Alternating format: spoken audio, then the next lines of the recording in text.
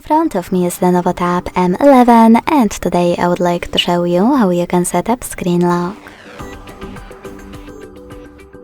Begin by opening Settings and scrolling down to access Biometrics and Passwords.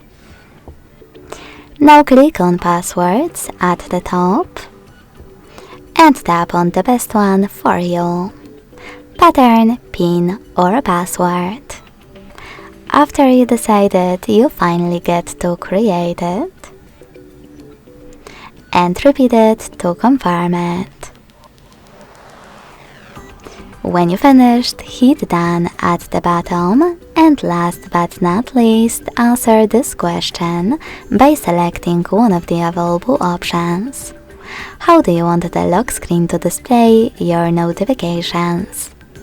Show sensitive content only when locked? Show sensitive content only when unlocked?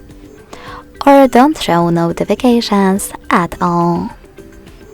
Wherever you decided, when you're done, hit Done. So now, when I switch off my screen,